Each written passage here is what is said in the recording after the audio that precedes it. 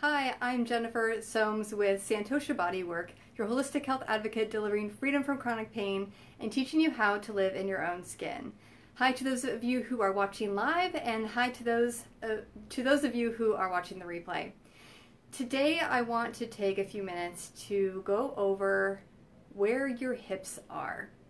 As a body worker and yoga instructor of many years, it seems to me there's a lot of confusion, or at least misunderstanding, about the term hips.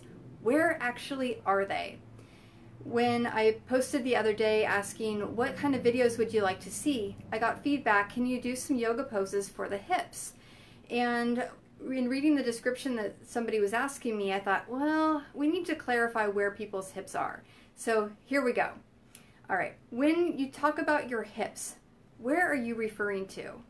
Are you referring to the nice kind of meaty gluteal region back here, or to the side of the pelvis, or are you talking about the front? Well, oftentimes when people talk about, quote, hips, they're talking about their gluteal muscles and the rotators of the hip in the back. So all that wonderful flesh that's on the back side of you.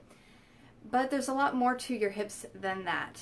And in my world, when I think of the term hips, I literally think of your hip joints. So I think of where the actual joint is.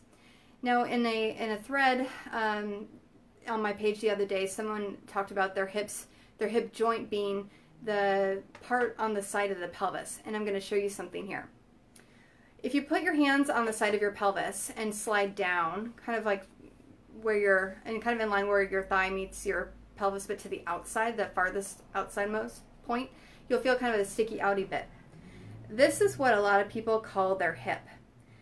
This is actually part of your femur, your leg bone. This is your greater trochanter in anatomy terms. And so this is actually part of your leg. And a lot of times people will think that this is their actual hip joint when they put their hands on the side of their waist or the side of their pelvis. But your hip joints are actually right here. They're a lot more narrow. So when I think of hips, I think of hip joints.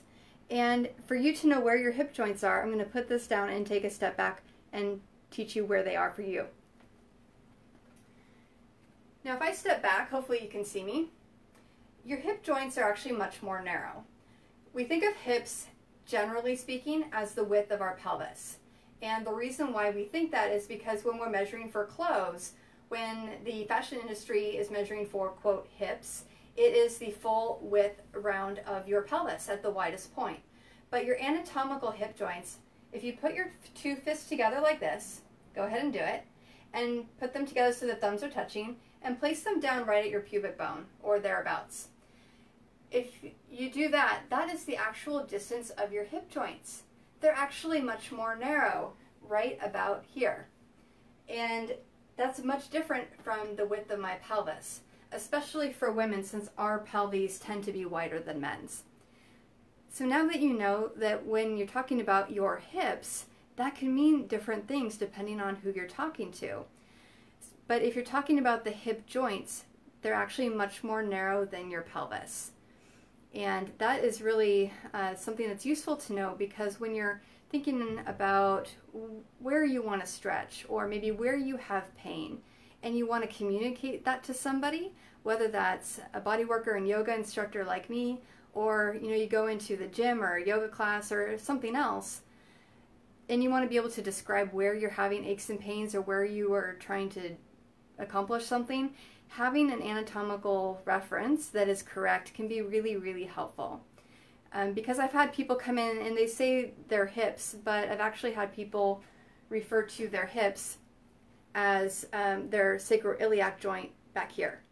And it's just because people haven't been educated to know where their actual hips are. Now, there's nothing wrong with saying that your hips need some stretching, meaning maybe the gluteals in the back, but I think it's good to let you know where your hips are, and so we can have a conversation in the same language, really. Because truly, to live in alignment, which is what I love to help people do, the first premise of that is to know how to live in your own skin.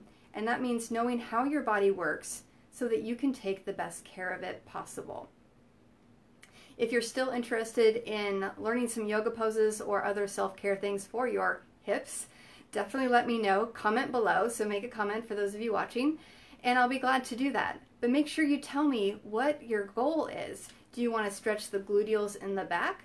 Do you want to open up the hip joints in the front? Or do you want to stretch some of the fascial tissue and the muscles on the side? If you're specific, then I can definitely help you with some specific poses and things like that.